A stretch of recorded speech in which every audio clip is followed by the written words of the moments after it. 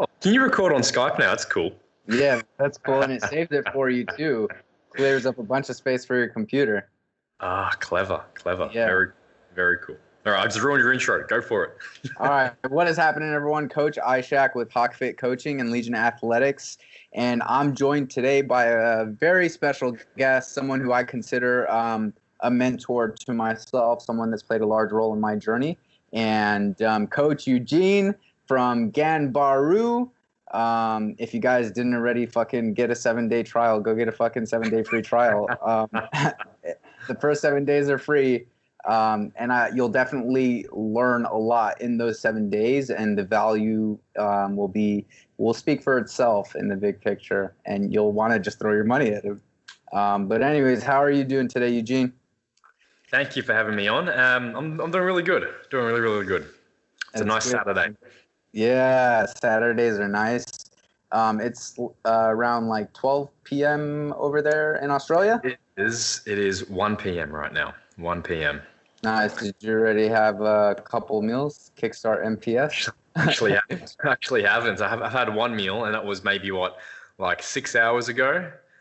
So I'm currently catabolic right now, aren't I? Like I'm losing muscle as we speak. I know, right? You gotta go get a protein bolus in, man. My gains. I loved your avatar too, the victory pose. I forgot I even had that. I hardly ever use Skype, so I don't know how to like change it. So I came on before to come chat to you, and I was like, oh, that's from like 2012. That pose. That was my second competition. Was that your most recent contest prep, 2012? No. I did. Let's see. The last time I competed was 2015. So I competed every year from 2011 till 2015. I'd like do a couple of shows a season, and then burned out completely. Walked away from it all. What was the goal for you at the time? The ultimate goal. Let me think. Like when I first started competing, like when I went into the gym and started working with a bodybuilding coach, I was 18 at the time, I think it was. And I had no clue what I was doing. I was just like, I want to look better. And then like I was studying my personal training cert at the time, and there was a girl there, and she was clearly a competitor. And I got to talking to her just about, I didn't even know bodybuilding was a thing. Like I remember she'd mentioned Kai Green at some point in conversation. I was like, I got no idea who that was. Because I didn't follow bodybuilding at all. I just knew who Arnold Schwarzenegger was from the movies, not actually as a bodybuilding fan at all. And she was like, you know what, you should go look into bodybuilding because you've got, quite good proportions. I was like, where would I go to start looking at that? And she's like, go see my boyfriend. So I went to go see him, and I was like 18 at the time. And he was like, actually, hey, you have quite a lot of potential. I said, okay, we'll just see what happens with this. So I just dove into it, and I enjoyed, like, by that point, I'd already been training for a few years as a just guy who likes to build muscle mass. But having the targeted bodybuilding approach, it did, I responded quite well to it, but I had no idea on the goal. I was just like, I want to compete just because that's what everyone around me, my circle at the gym there was doing, because it was a very hardcore bodybuilding gym in Australia. So you might have heard of Doherty's. Yeah. Doherty's. Yeah. So I was training at one of the ones out in the outer suburban areas, not the central one that everyone knows about, or is as famous. And it's a very like blue collar kind of gym, and everyone there is all heavily into bodybuilding and competing. There's a big subculture there. Well, it's an actual culture there. It wasn't a subculture. That's all it was at the gym. So I was just following blind and saying, okay, everyone's competing. I'm going to compete too. I'm going to do as best as I can. And over the time that I was competing, it started to evolve into me realizing what was it I really enjoyed about competing. Was it the competing process? Was it training? Was it learning about my body? What was a real thing? Because I would get to a competition, and like I remember in 2014, that was when I was doing like some national and some world titles. And I remember I won a national title, and I flew to the location because it was interstate on my own. I had a girlfriend at the time, and she couldn't fly down with me, and I was just there doing my meal prep in a little hotel, and that was it. And I won. I was like, great, okay. I flew back home, and that was it. And I thought, is this really what I want to keep doing? am I really doing this for the right reason? Am I enjoying this? Am I compromising my health? I'm pushing myself to these limits. And I can't even enjoy it with my girlfriend at the time. And the year after that was my final year because I was starting to really connect with what was it that I really enjoyed about bodybuilding. And it wasn't competing. It wasn't even necessarily the look of being a bodybuilder. It was more so just this cycle of I get to experiment with my body and see what it's capable of. So by that time, the last time I competed, I feel like I'd done just about everything I wanted to do in terms of experimentation with different training styles, different nutrition, different dieting, different cardio or no cardio, everything. I thought, you know what, I've tapped out. I mean, you can never truly tap out in terms of everything. There's always more to learn. I was like, I'm actually quite satisfied with what I've learned from this endeavor. And for me to continue to commit more and more and more into bodybuilding, the opportunity cost is too high. The amount that I have to invest with money, time, training, investments, and health, it's not worth it anymore for the curiosity of seeing what I can do. So I just started to walk away from it. And at the time, fortunately, there were a lot more opportunities in business with teaching and traveling and everything like that. So I just dove headfirst into that, and that's what brought us to where we are today. Nice, man. It's super inspiring to see your growth and what you've been able to build. And I love how you said, you feel like you tapped out or you were kind of questioning whether you were doing it for the right reasons or not. And especially for like bodybuilding or contest prep, I feel like that's something that's not very common with people who are first getting into competing. You know, they have these they do it for that external validation, or they do it for the trophy or trying to win. Whereas what I recognized my last contest prep, what I feel like you recognized along your journey too, is that, training, manipulating your nutrition, bodybuilding in general is just a vessel for us to really try and achieve our best self.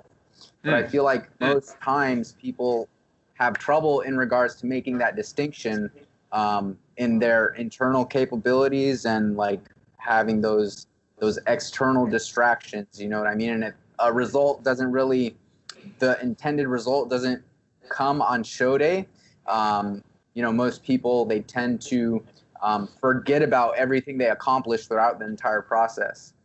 Definitely. And I mean, that was a big thing for me where, for the first few years of competing, it was for external validation from those around me in the gym, being like, everyone's doing it, I want to fit in with them. It was trying to just like cover up some kind of unmet need, unmet insecurity with myself, not really, you sort of float through life when you're in your early 20s, I don't really know what you're doing. And eventually, hopefully, people do start to connect with, okay, what is really driving them? And then when that came together for me, I was like, okay, bodybuilding doesn't necessarily have to be a part of it. Unfortunately, there are many people who don't ever have that realization. And it'll be 20 years later, and they're still doing the exact same thing. And some people are still doing the exact same thing because they truly love it.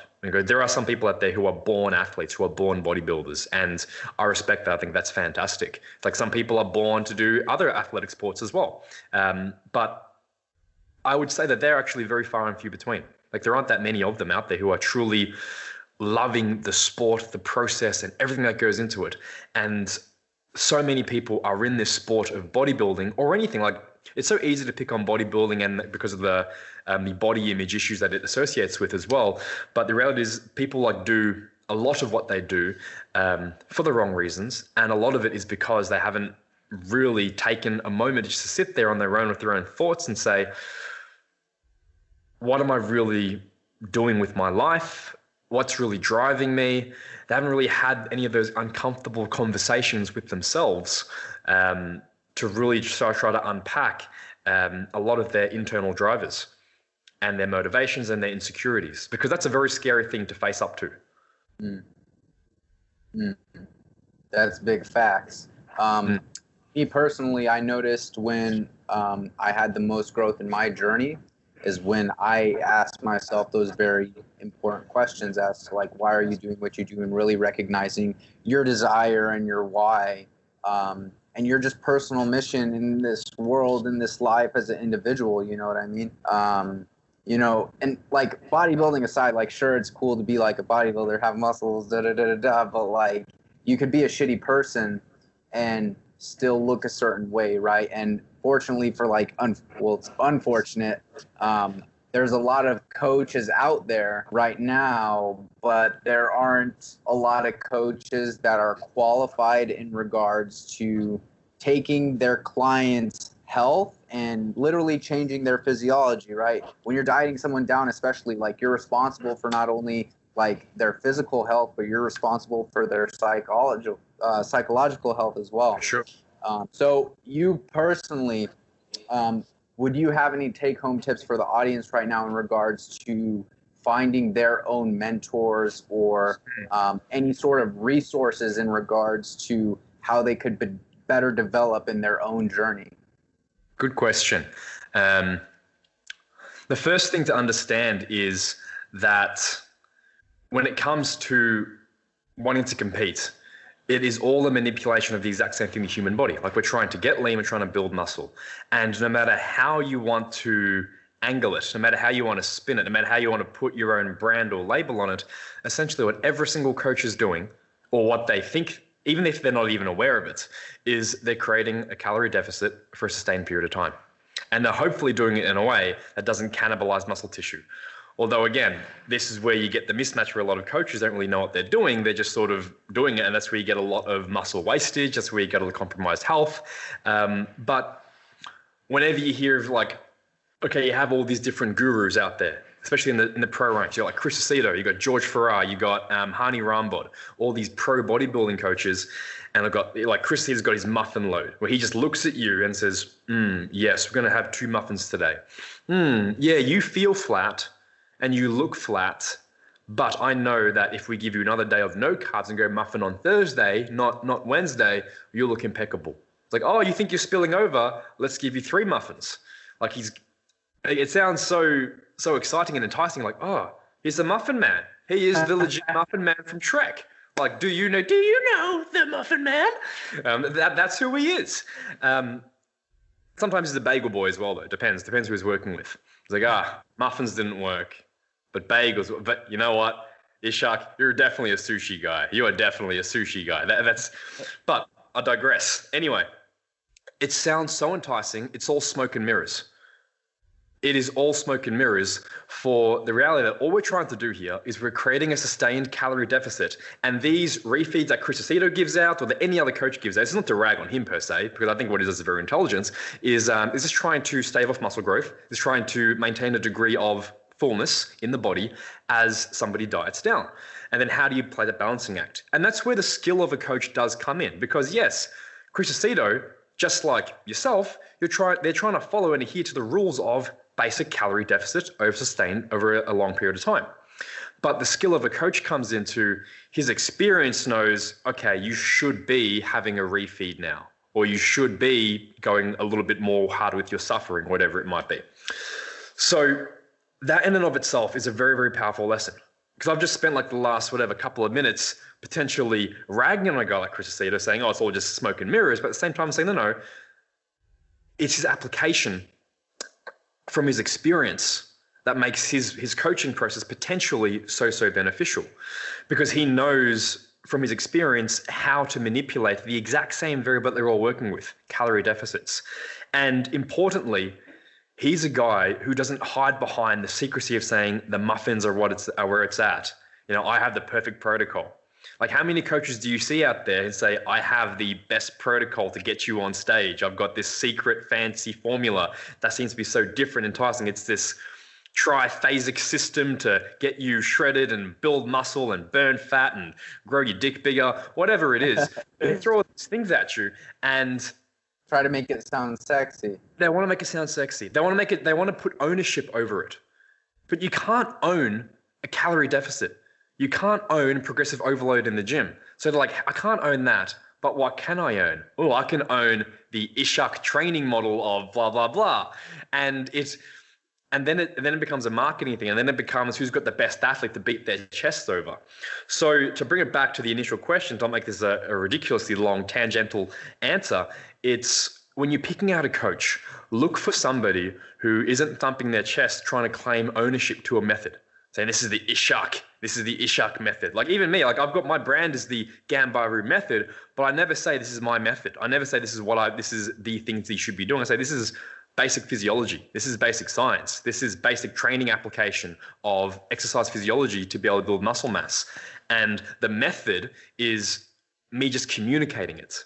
The Ishak method is you communicating to your clients.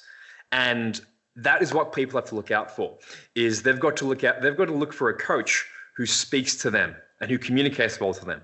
Because you take one person, a girl, a guy, whatever the client is, and we can both say the similar concept of, I need you to go 4 low days to create a calorie deficit, and then we're going to give you a refeed so you don't go absolutely brain dead and want to kill yourself.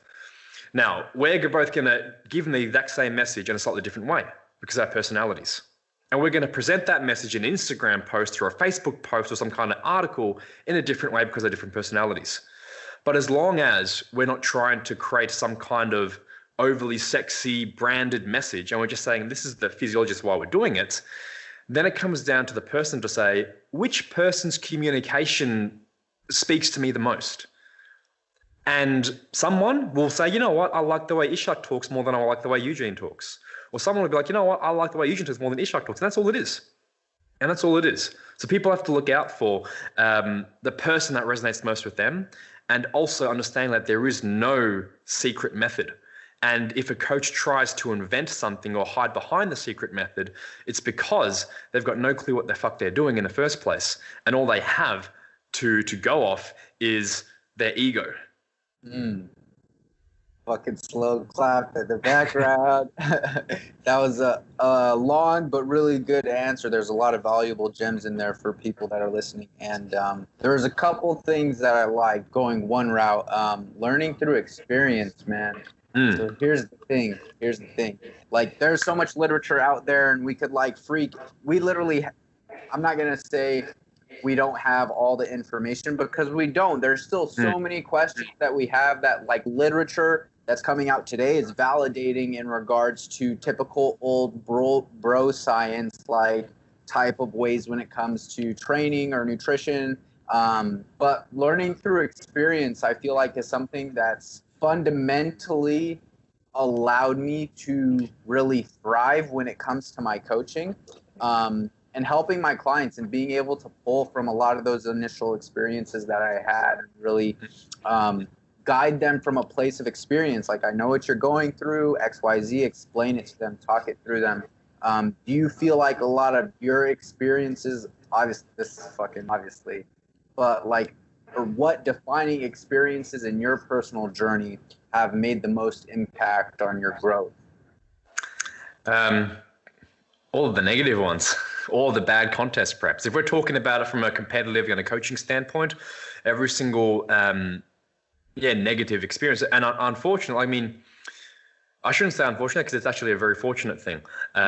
But the more that you look for it, you'll probably find a lot of negatives to every single experience that you've had. Even with a guy like Jeff Alberts or any of the 3DMJ guys, you work with them, like, they're incredible coaches. They'll get you over the line, and they'll do it in a very healthy, sustainable way. But I guarantee there will still be a negative aspect that you can pull from that. And it even could just be your own experience, saying, you know what, I just suffered. I didn't like the way that I suffered. But that can be a lesson in itself, saying, hey, you followed everything to a T. That the coaches did completely right by you, but why did you suffer so much? Maybe it's because you let yourself get too fat in the off season. It's not the coach's fault. They did everything right by you, and they might have communicated to you. And now you have a lesson of saying, never let yourself ever get that fat again in the off season. And then you'll start to learn more about, how fat do I really need to get in order to build muscle? And then when you read over somebody's research article, like you go to like a Menno Henselman, and he says, look, you don't need to put on that much body fat as a male to be able to build muscle mass. You're like, that makes a lot more sense now. And I can digest that piece of literature even better now, because I've got the context of, I got too fucking fat in my last off season, and it made my dieting process so much harder.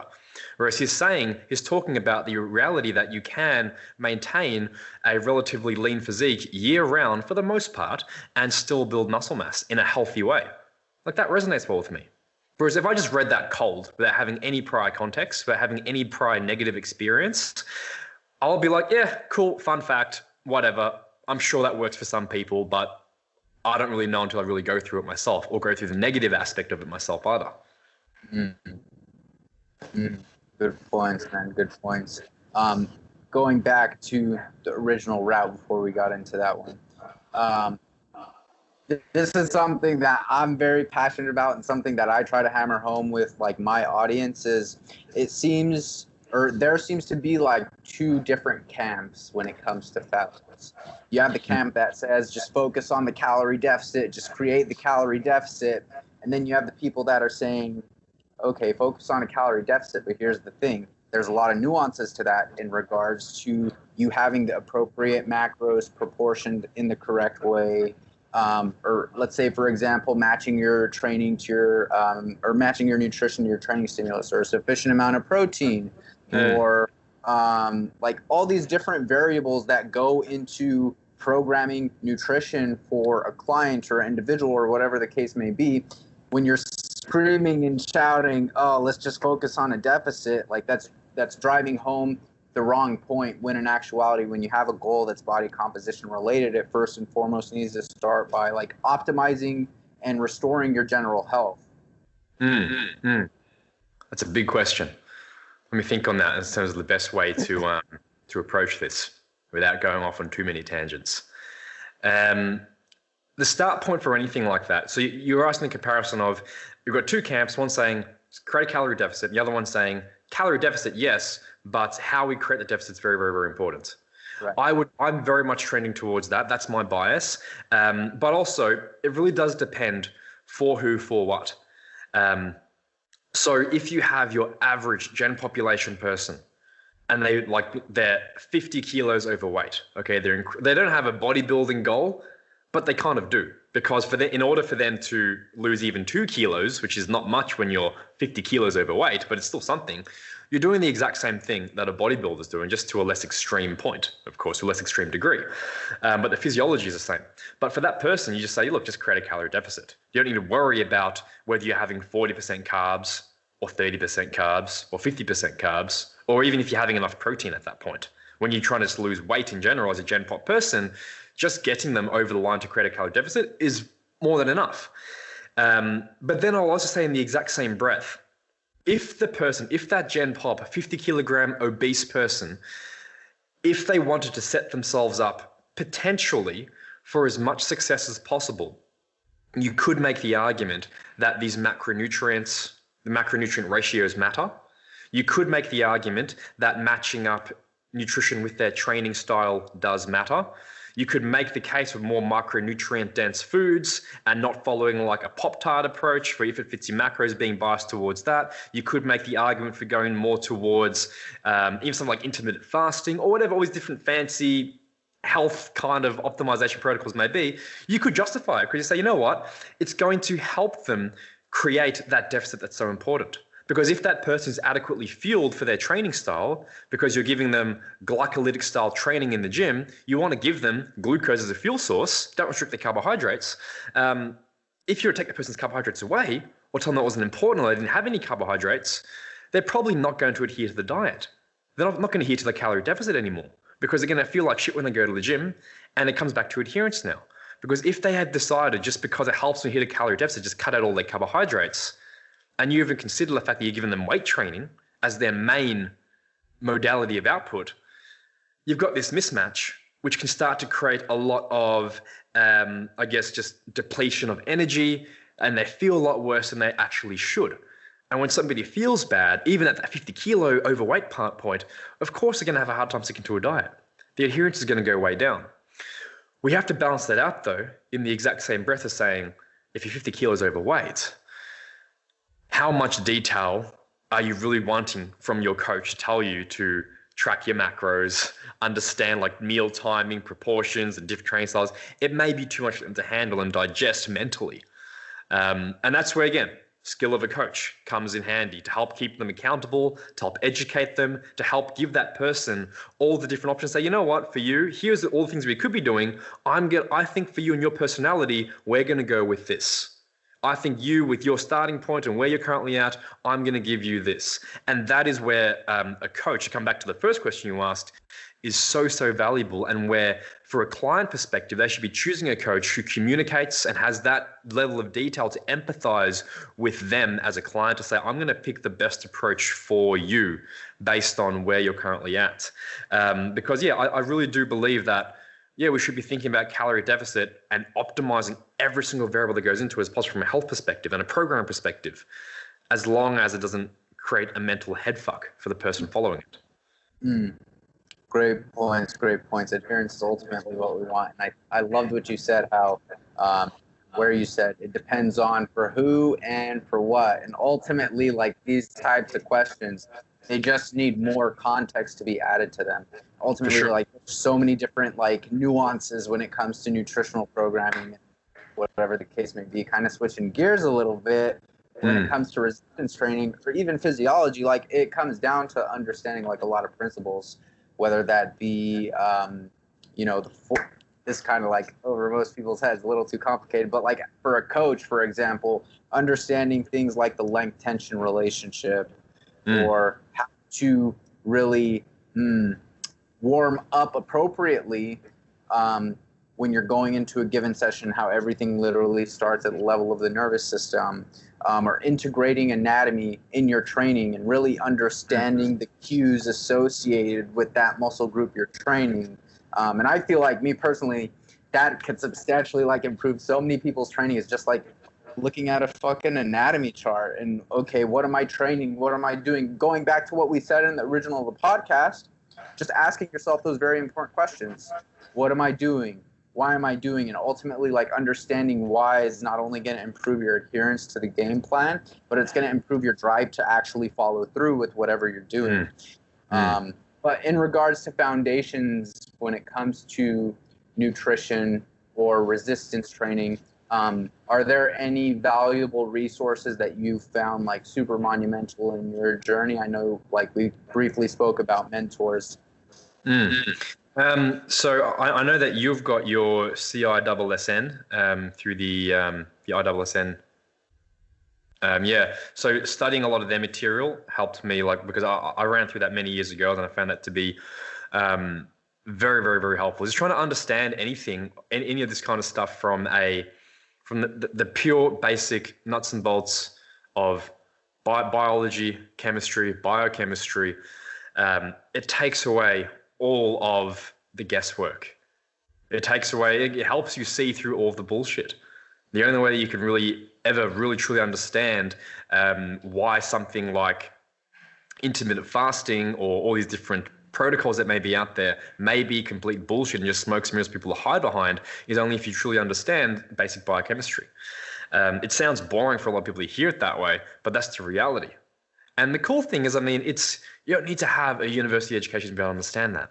I mean, you can go onto YouTube University, and there are some incredible courses on there that are done very, very well. I'm trying to think what one was. Or sign up for Ganbaru 7-day trial.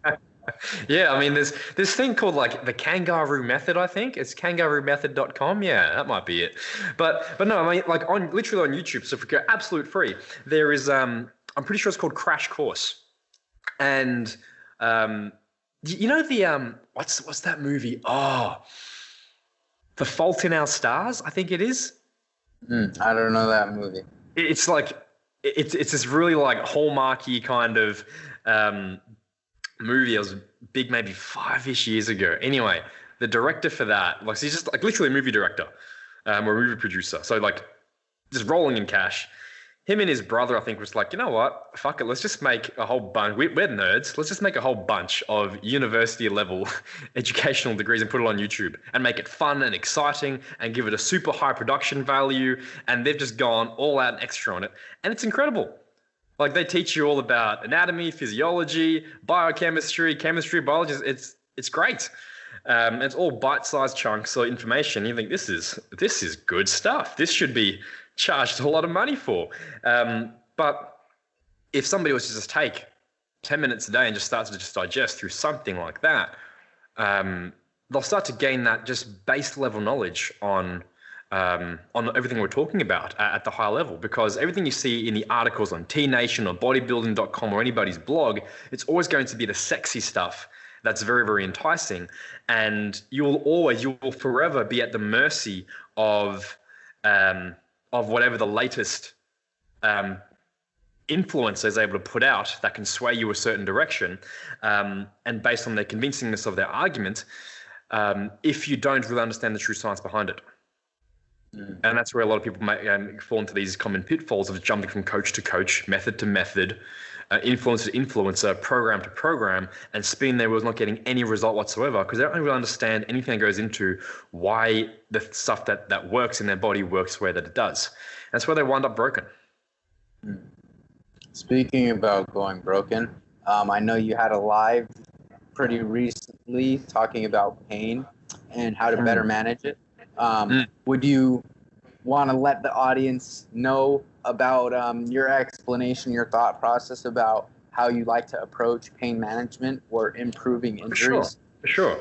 So, I mean, like we spoke a little bit off camera before recording about how you sort of saw this approach as quite different and quite new and edgy, and it's kind of like against the grain of what is actually being currently done.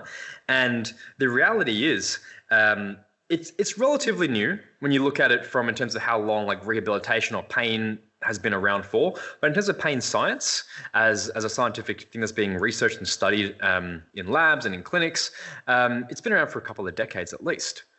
This whole method of understanding that biomechanics play a humongous role in your experience of pain. Okay, like if you do something, if you lift incorrectly, if you were to put your body into a compromised position under load, if you accumulate stress and wear and tear to a certain joint over time, there's a good amount of chance that you're going to experience pain as a result of that. Okay, you probably are going to eventually be like, you know what, this is now tweaking. I've got this tweak in my elbow. I've got this tweak in my low back that's always there. But it's also, we can't just take it from a biomechanical lens, and we have to understand what other factors play into your experience of pain. And to understand that, we have to understand what is pain in the first place. Like, what is pain? And it's a emergent property that comes from your brain. Okay, it's not something where you got shot in the arm and all of a sudden a pain message is sent from your arm up to your brain. You get shot in the arm, your brain realizes that and it senses that there's some kind of danger, and then it says, hey, Ishak, you better deal with that because now you've got a hole in your arm, you got shot in the arm, do something about it so you don't bleed out and die. And the way that it does that is your brain can't tell you, hey, Ishak, you got shot in the arm, go deal with that so you don't bleed out and die. It says, what should I do? I'm going to give you this sensation. I'm going to give you a sensation that's going to make you stop doing whatever you're doing and go deal with that. And that sensation is what we call pain. Because otherwise, if the sensation was, like, let's say you're sitting here in your bedroom or your living room, your office right now, and yeah, someone burst in and just shot you in the arm. Okay, that's pretty thought. Like, you're going to be paranoid. Like, oh shit, it's looking over my shoulder at all times now. If there was no sensation of that, you wouldn't react, and then you would bleed out and die. And if there was a sensation, but it was a very, very low level sensation, something that was like, whatever, it's like a little bit of a tickle, a little bit of an annoying itch, but I can sort of just ignore it, you will bleed out and die. And your brain doesn't want to die. Your brain's one goal is to preserve your life, no matter what. That's part of why, like when we're looking at things like even what I teach you in first aid, the most important thing is to make sure that even if you're going to potentially paralyze a person by shifting their body position or whatever, is get them into a position where they can get air into their body. Like focus on the CPR, even if you crack their ribs, even if you puncture a lung, whatever, or maybe not puncture a lung, but get to a point where you can keep oxygen going to the brain. Because once the brain is gone, they're fucked. Person can keep living if they're paralyzed. Person can keep living if all their limbs are gone, but if their brain is deprived of oxygen for more than a couple of minutes, they're dead. They're done. So we know how important the brain is, and because the brain is, and all the brain cares about is making you as economical, as efficient, and preserving life. And it will do that by giving you pain. So why have I spent all that time talking about that in terms of the psychological aspect of this emergent property of the brain? It's that there are so many instances where we can ramp up or we can ramp down the experience of pain based on our brain's perception of threat.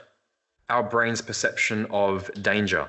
And that is what's overlooked by so many people. So anytime somebody comes at me saying, oh, it is all about the biomechanics. You've got a lower back issue. It must be because you are performing the deadlift incorrectly. It must be because you have a weak core. It must be because you're not doing enough of these exercises or these drills or these prep drills.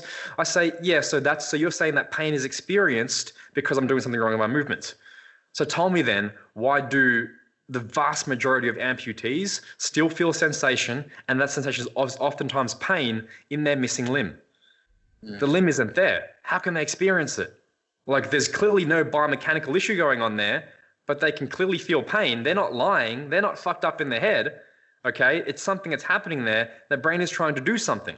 The brain is sensing some kind of threat, and it's trying to say, hey, where is that missing limb right now? And I mean, the myth of core stability has been it's been debunked so many times. And and this is where it may be countering against a lot of what is commonly put out in the strength conditioning world. But okay, like a guy like Dr. Stu McGill, incredible. He is like the Mac Daddy of mustaches, and also of understanding core stability and biomechanics, understanding low back disorders. Okay, it's not to discount anything of what he says, because I think all of his work is revolutionary and so helpful for so many people, and it's so beneficial, and it clearly works. It clearly works if your pain that you're experiencing is a biomechanical issue, but it often isn't for so many people, because there are many people who will experience lower back pain and it won't have anything to do with their core. Yes, they may have a weak core, but you can improve that core and they can still experience pain because you've done nothing to improve their brain's perception of danger and their perception of threat. And oftentimes, when a well-intentioned, well-meaning physiotherapist says, oh, you've got lower back pain and you have a weak core, that's why you're experiencing pain, that's telling you two things.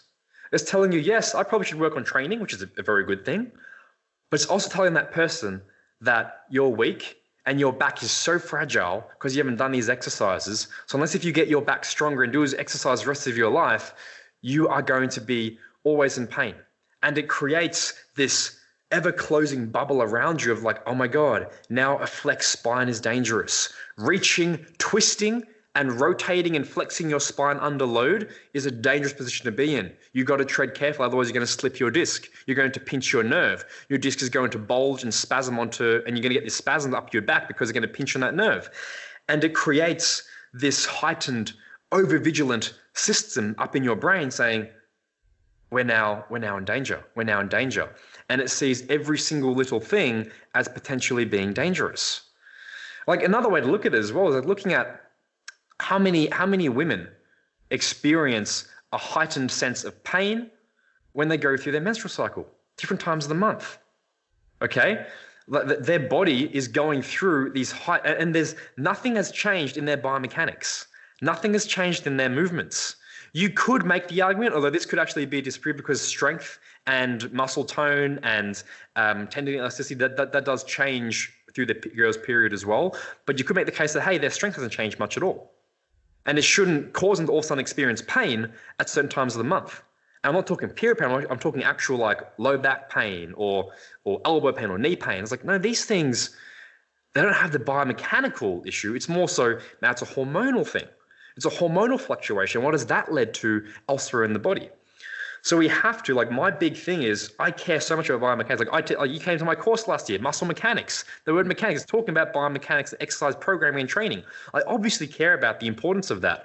But the danger of obsessing about that and caring about that is people start to lose sight of what really matters. And that is the nervous system governs all, especially when it comes to pain. And if we want to help people, especially people who are trying to get out of chronic pain, and we want to actually change the industry for the better and help people resolve injuries and train more effectively and get more out of their training, we have to respect the psychological components that go into perception of threat and how that then feeds into pain. Atomic bomb. So many good points, man. Yeah, I've never really heard anyone explain pain in that way. And I feel like our perception is so strong, especially when it comes to, for example, setting body composition related goals for yourself, right? Your mind can only really take you as far as you believe it can. And everything begins at the level of the mind, right? With your thoughts, therefore, like changing your actions, for example, like weighing X amount of meals and understanding that, these slow accumulated steps over a long period of time are ultimately going to be the things that allow you to achieve the desired outcome of whatever protocol you put in place. Yeah, man, great points. Now, switching gears a little bit, when it comes to stress and stress management, that's something that I really hammer home with my clients, something that I feel like is super neglected, because the truth of the matter is, like, we only have so much control over the amount of stress we're able to induce through our training, right?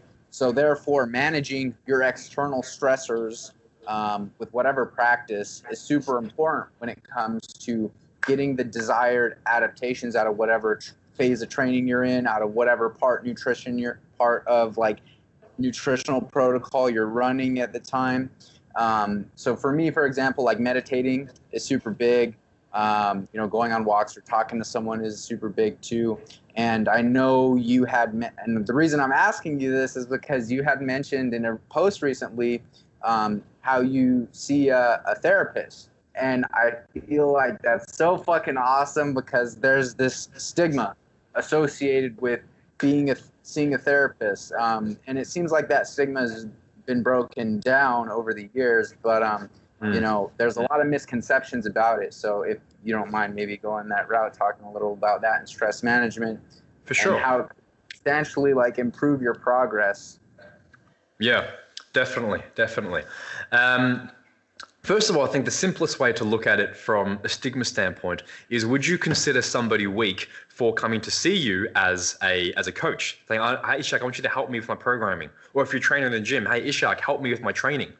Would you see someone as weak if they did that? You definitely wouldn't. You'd be like, great. If anything, you say, more power to you for showing the strength to say, I need to seek advice from someone smarter than me who can help show me the way, help me not make as much mistakes, help me reflect on my own training experience, see where my mistakes have been, and get even better progress.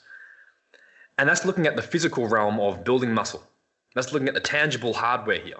But then it's not looking at like the software of what's happening in your brain of like, hey, why do we think that we have everything so well figured out up in our brain, upstairs, in terms of how we see the world, why we make decisions that we make?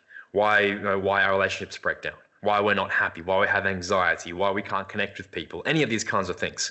And it might not even be anything like that. It might just be like helping you to understand a little bit more about yourself, becoming more self-aware and understanding what drives human behavior, what drives your behavior and your perception of different experiences. So who is the expert in that realm? That's where your psychologists, that's where your therapists, that's where potentially counselors, depending on the context, of course, they can come in handy. And like, you wouldn't go see a trainer or a coach at the emergency when you have an injury or when you need to dress, when you're 2 weeks out of a contest. You don't say, fuck, I better go see Ishak and help get me into shape when you're 2 weeks out. I mean, hey, people do that. People do that. I'm sure you get a lot of people saying, hey, Ishak, so I'm like 10 days out. What you got for me? I need a peak protocol. The peak protocol. They can say, hey, Ishak, I hurt my back today. Hey, my name's Eugene, by the way. Nice to meet you as well. Could you give me a program, please, to fix me overnight? That'd be nice, thank you. I mean, people definitely do that.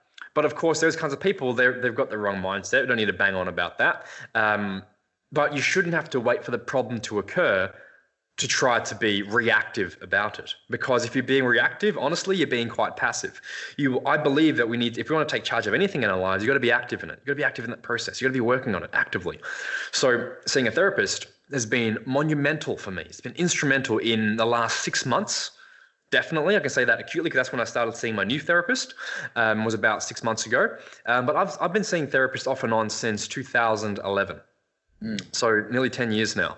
And in the past, it's been something where it's been to help me like understand a breakup, because I was like 19 years old, I don't know what the fuck I was doing, and just being all sad and mopey and depressed. Like, oh my God, she was the one. And like, oh my God, I'll never find love again. Nobody will love me. We all go through those years. But now it's become like the secret weapon of, hey, I've got this perspective. I have somebody as a therapist who calls me out on my bullshit, who says, Eugene, you're being a fucking idiot. Like that behavior that you did, that was fucking wrong. That was not cool. You shouldn't have done that. And I was like, oh yeah, you're right. And it's helped me become so much more self-aware and helped me become so much more, I don't want to say critical, but I mean, probably a good way to put it is looking at ownership. Like Jocko Willink, extreme ownership of all of your behavior. Trying to bring everything back, everything that happens to you. Like life never happens to you, it happens through you. Every single thing that's happening that you could say, oh, that happened to me. So no, it happened through you, it happened because of you. Why did it happen? Why did it happen? And even like freak accidents, okay? There are so many times where people go through the most traumatic freak accident experience, okay? Like something traumatic, like your best friend decides to commit suicide. Okay, let's go just off the deep end there. Like that definitely something that happened to you. How you react, how you respond, how you get changed and affected by that as a person, that is life happening through you. And that's two very different things. Yes, the exact same experience happened. Yes, it was a negative, traumatic one. Like, fuck, I would not wish that upon anybody. But you have a choice at that point to decide, am I going to be the victim where this happened to me? Or am I going to say, this is something that's happened and I'm going to respond and my life is going to continue on through this. And that's a hard thing to do, especially in a very traumatic experience like that. And that's where you've got to suck up and say, you know what? I am not equipped to deal with this on my own. Who is going to be best equipped to help me with this? My best friend? Probably fucking not, because they're as immature as I am. I better go find somebody who's probably better equipped to help me deal with these emotions, to help me understand what's just happened to me. And then that's where a therapist can come in handy. But that's not to say that a therapist should be reserved only for the traumatic experiences, for the breakups, for the loss of a loved one. It should be something where that may be why you get your foot in the door. Like maybe somebody comes to see you because they're so overweight, they've broken their metabolism through too many contests or whatever it might be. Maybe that's why they get their foot in the door and start seeing you.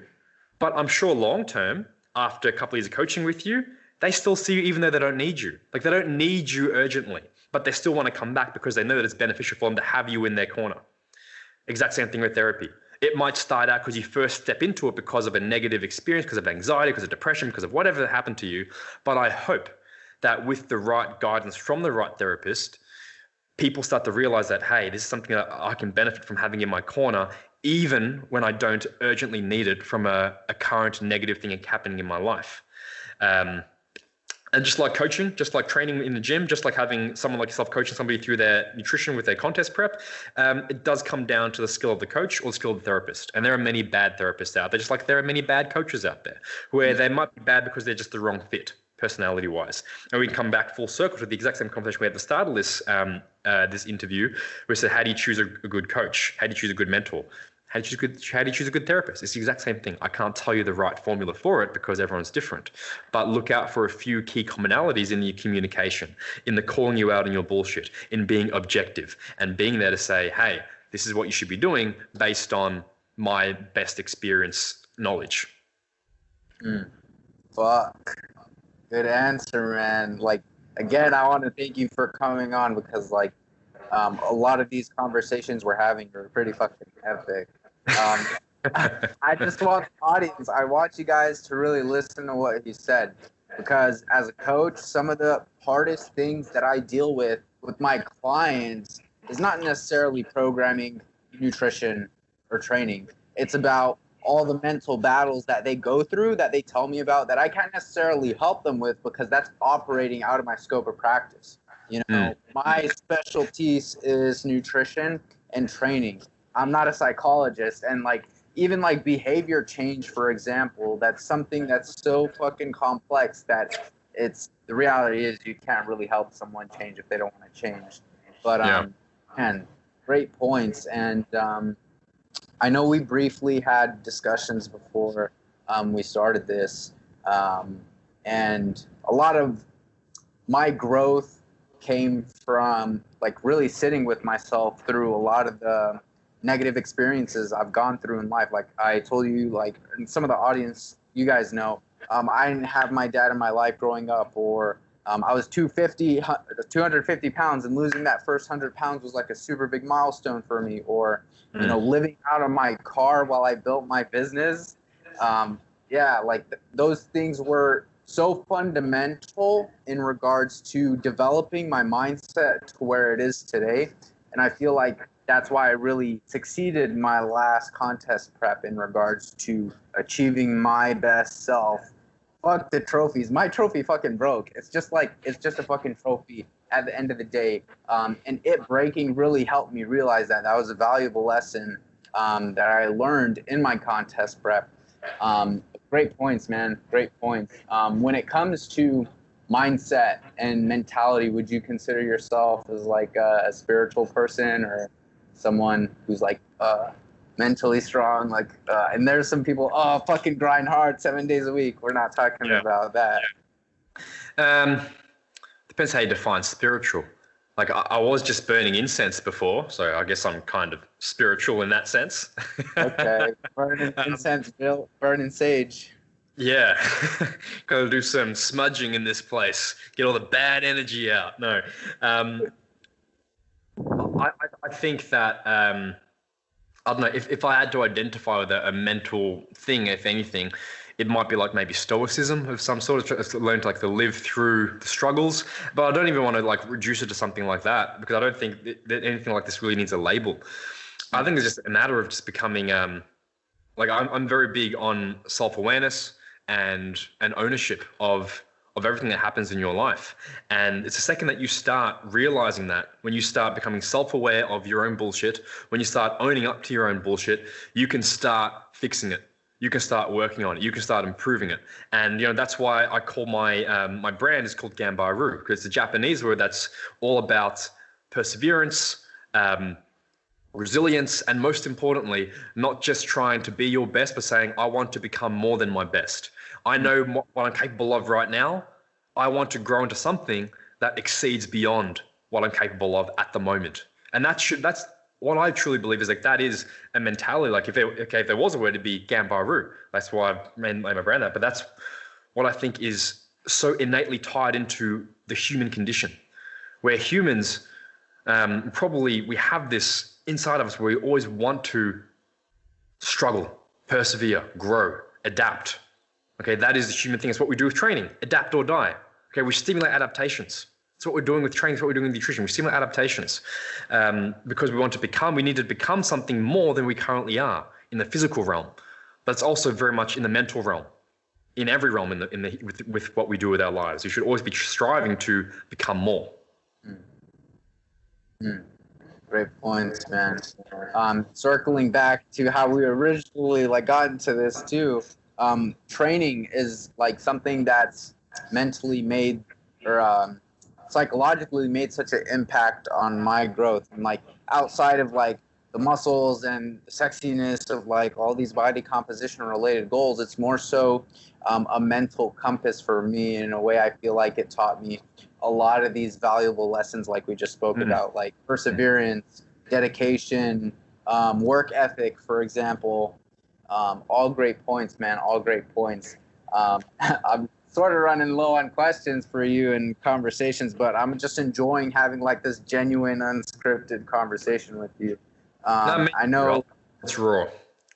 Yeah, for sure. I know you said training is super big for you and it's a foundation in your journey. And I've tuned into your lives. By the way, I've been going live every day since April started because, I wanted to challenge myself in regards to showing up for my audience more frequently and really challenging myself in regards to how much I know, how much I'm able to communicate, and how much I'm able to get like digestible information out to my audience, right?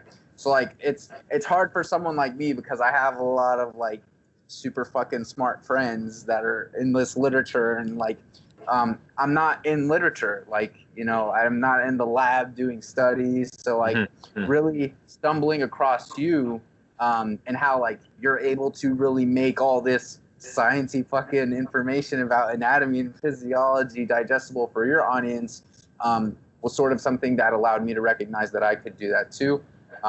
So I just want to thank you on the podcast for that. But yeah, man, I know you briefly spoke about how even if training was taken away from you, you wouldn't trip too much about it because one, like you've recognized that it's just another vessel for you to achieve your best self, but you have these other activities that you're super passionate about that you still exercise that same like principle through, whether that be guitar, whether that be BJJ. Fuck Corona took away BJJ from you, but yeah, like so my training, for example, is something that took a back burner because this whole Corona shit, but kind of not really. Like I'm in the fucking park lifting logs and shit, and I made some fucking dumbbells from concrete, man. But like anything that offers you some form of external resistance, weight is weight, gravity is gravity. Like when you understand like movement patterns and how to perform them correctly and how to program specific like training stimuli and all this periodizing blah blah blah complicated shit, you can really make do in situations like these as long as you understand principles. Going back to what we were saying earlier and foundations when it comes to nutrition training. Anyways, that was a long tangent, but you have these other things in your life that you're super passionate about. Yeah, I love that about you, how you say, you know, your training isn't everything, but you're still able to achieve your best self through these other things that you're super passionate about, whether that be educating or playing fucking guitar, or you're fucking good at guitar, man. I gotta say. Like one thing I've really loved about this whole Corona situation is it's blessed me with so much more time to play the guitar, because something that I haven't been able to do as much because of just everything going on. And like when we're not on lockdown, I would be saying to myself, okay, you've got this 3-hour window now. Should you sit down and play the guitar, or do you want to go out and see your family? Do you want to go out and see some friends? And I'll always choose socializing first. I think that's the people in your life are the most important thing. And the guitar took a little bit of a back burner. So now it's been really nice being able to reconnect with that. And then I know when Corona goes away, it's going to be, you know, put in the back burner a little bit again, because socializing will come back into play in a stronger way again. But I think it is probably one of the most important things that's overlooked in people is having other things in their life, having hobbies, having things that enrich them, fulfill their lives beyond training. Like maybe I'm a little bit weird where I can happily say, you know what, I don't really care for training as much, even though like I love training. Like my whole foundation is built upon being in the gym. Okay, like I clearly loved what I do with that. And maybe some people like they don't want to necessarily get rid of it. Like I wouldn't want to get rid of it. I wouldn't want to never be able to train again. Like I wouldn't be happy about it. I know that I could live without it though. But I think not enough people, or people don't have enough other things in their life to look forward to enrich their lives, to seek their nourishment from and their fulfillment from. And that's where something like this comes around, and they get so lost and confused, because the sense of their identity was tied to how they look. Their identity was tied to them being a gym person. Their identity was tied to their business and working in a certain way. And of course, when that's all gets taken away, you have no certainty. You have no security about who you are anymore. No wonder everybody's freaking out and feeling just so lost at the moment. Whereas if you have that concept of who you really are, and what really matters to you, and what drives you, which is again, you know, that came to me through a lot of therapy and through a lot of self-work. Then when something like this hits, it's not that big a deal. Like a big sense of where I get strength and nourishment from, and my power, I guess, is from connecting with other people, like especially in person. Like I'm a very that's why I do workshops. Like I don't have to do workshops. I can do it all online, but I love being there in the flesh with people, working with bodies. And now that I don't get to do that, it's like that sucks. But I'm like, how else can I fill that gap? How else can I find that nourishment? It's through anything else that I do to keep myself content. But people, when they don't really know that about themselves, when something like training is taken away, it's scary. A big thing for me that actually helped me the most was a few years ago when I was on one of my first international workshop tours. It was just such a whirlwind for me. I wound up losing maybe a good, 10 kilos of muscle mass, 10, 15 kilos, or like, what's that? 25, 35 pounds of muscle. A lot of muscle. That's a lot of muscle. That's a lot of muscle. You're fucking jacked, man. Yeah, I'm a small person as well. Like I don't weigh that much. I'm a structurally a small person. So you put 25 pounds of chicken breast onto a small frame like mine, it looks fucking disgusting. And it did. And I lost all of that. And it was a big head fuck. Like every day I was like, oh, why can't, it was so frustrating, so annoying. I was so sad and depressed about it, so insecure about it. But at the other end of it, I came out so much better because I was like, wow, I'm actually like, of course, if I could have that muscle back, it'd be awesome. It'd be nice. Fuck yeah. But if it came at the expense of the perspective I've gained since then, I wouldn't want it back. I would never want it back because it gave me a lot of perspective as to what's really important and what matters and how and what I really care about. And I'll tell you, for many people, the way that they look, they think they care about it so much, and they think that's where they get their energy and their identity from. And again, it's all smoke and mirrors. It really isn't who they are. Mm. Mm. I love how, like, sure, we spoke about nutrition training, but like the other half of this was really about defining who you are as a person, defining yourself. I think that's super important and a big reason as to why a lot of people are uncomfortable during this period of time sitting with themselves and their thoughts, because we're so, like, the second we wake up, we're in a sympathetically driven state, right? So always check my phone, go, get in the shower, blah, blah, blah. Nobody really ever fucking takes the time to, and fortunately that's something training has allowed me to do, is really try to get in that parasympathetically driven state, aka that rest and digest state, really breathe and think about, just try to be conscious in the present moment, right? That's something that I feel like a lot of people can't really do. So fucking brownie points for that. Thank you. I think it's important. I know Tool is your favorite band. Like I fucking started getting into them, man. I gotta say they have some woke ass lyrics. Yeah, I mean, like Stinkfist really spoke to me. Yeah, that was instrumental in my development. Stinkfist. It's crazy how music could do that to you. For sure. I mean, they're a very exceptional band. I bet seeing them live was pretty epic. Yeah. Like I've seen them now 3 times. Fucking blew over. Hey? Before this whole Rona shit blew over. No, I know. I'm so glad I got to see, because I think like maybe it was like 2 weeks after I saw them, all the Corona stuff started happening. It would have been about 2-ish weeks after. So I was so grateful that I actually got to see them. Because yeah, it's such a different experience seeing them live with all the visuals. Even if you're not on drugs, it's incredible. Like an acid trip in itself. Absolutely. Especially their music videos, they're fucking crazy. Yeah. But yeah, man, I know this period of time is difficult for most people. By the time this episode comes out, some areas will be opening up over here in the States, but like globally, people will still be a little bit hesitant about going out or, staying more at home and trying to get their training in at home. And a lot of people are scared about losing muscle. A lot of people don't know how to adapt to the situation if they don't have a coach, for example. I know you've been really making do with like doing these towel workouts for people and just trying to help people during this period of time. But would you have any take-home points you'd like to hammer away for the audience? Yeah. It really does come down to, as much as they can, try to bring it back to the main principle. So we're looking at the context of muscle preservation or muscle building, is use your brain with this and don't be emotionally tied to the weights, the machines, the gym. You can make do with anything, like you just said before. If you understand a little bit of very, very basic biomechanics, if you understand what a moment arm is, if you just understand a little bit about the strength and the positions you want to create for your body, the stuff we use in the gym, it's very convenient and it takes a lot of the guesswork out for us, but even that's not perfect.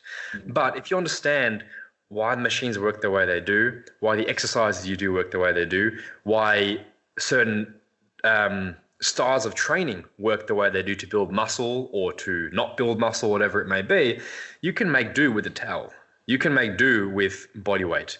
And you don't even have to be an extreme level gymnast to be able to do that. You can just make do with very, very, very limited equipment, if any equipment whatsoever. I don't see any reason why you couldn't just use a towel and body weights and be able to stimulate muscle building, or at the very, very, very least, stimulate preservation of tissue. If you're feeling unsure about getting into the gym because of whatever situation may be going on, or even if you're traveling. That's where I learned. I really hammered home a lot of this for myself, where I knew it on a theoretical concept, but it wasn't until I was traveling on the road with no gym for several weeks at a time, and having to make do with nothing but a towel, having to make do with no ability to even do pull-ups or anything like that, being where I was, and realizing, you can still stimulate a lot, because all your body cares about is a stimulus for hypertrophy, which is not dependent on dumbbells, barbells, weights. It's not dependent on machines or anything like that. It depends on just a couple of basic principles for hypertrophy. Great points, man. Yeah, a lot of people are freaking out. I had to give my clients a lot of reassurance. And it takes a significantly, you have to try to build muscle, or try to lose muscle. You have to intentionally try to detrain. So long as you're providing your muscles with some sort of training stimulus, you'll be in a really good position to maintain your muscle mass. Even if you do lose all the fucking muscle, you lose it all to gain it all back. You'll gain it much quicker than how long it took to initially build it either way. Great points, man. I know nutrition and food is something you're super passionate about. Any specific foods that, let's say, are your favorite? I know you love granites. I know you love dark chocolate for those nitrates. Yeah, they're probably some of my top two foods. Pomegranate and dark chocolate, they go really well together as well. They just taste good. I first got into them just because they were just really, really tasty. And then I just had dark chocolate pre-workout once. No knowledge of it, I just had it. This is just tasty. I've just got a bar of chocolate here on the table, and I'm just I'll eat anything that's in front of me. I'm the worst impulse buyer, impulse eater. I just snack on everything. And then I got this disgusting pump. I was like, this is crazy. Everything's blowing up. This is nice. And then I started looking into literature on it, realizing it was actually very beneficial for things like vasodilation, blood flow. And then a lot of research in the last maybe 5 to 10 years has come out for a lot of its benefits for cognition, and for things like brain-derived neurotrophic factor, where it improves the signaling of your nerve cells and the production of new nerve cells. I'm like, that's fucking fascinating. And that was when I was very heavy. This is maybe about 5 years ago, when I was really heavily into just studying and nerding out, where all I wanted to do was just sit there and consume information as much as I could.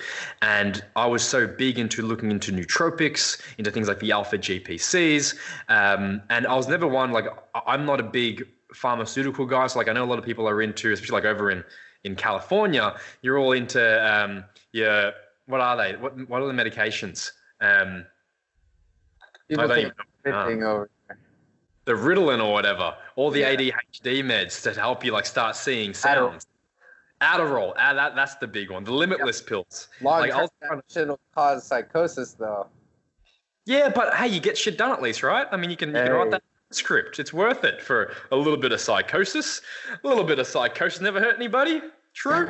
But I've always been about trying to do things this natural way, or however you want to spin it. Supplements, are they really natural? So is taking alpha GPC a true natural compound compared to eating dark chocolate? Is dark chocolate really natural compound if it's raw from a cacao bean? But I wanted to try to do things without having to go down the pure pharmaceutical routes. And then so I'd be obsessed with things like pomegranate. I'd be obsessed with things like dark chocolate, and all these compounds are derived from natural foods that provide a lot of these potentially beneficial benefits. Yeah, it's good brain, Eugene. They clearly all paid off for you. All this brain stuff, it's working for you. Get some fucking Adderall up in your system. Go snort a Ritalin or something. But yeah, I was so fascinated by just trying to optimize that so I could just learn more. And that's where that was when I started getting into things like pomegranate and dark chocolate, and then noticing just a lot of the wider benefits to it. And yeah, that's why I was just so big on it, just talking about it. And now it's like, hey, everybody, this is what I do, and it just took off. Like I never posted it being like, hey, this is what I wanted to be as a thing, but people were like, hey, what's that? Why are you doing that? That sounds kind of cool. I want to do that too. It's the power of social media, isn't it? Facts.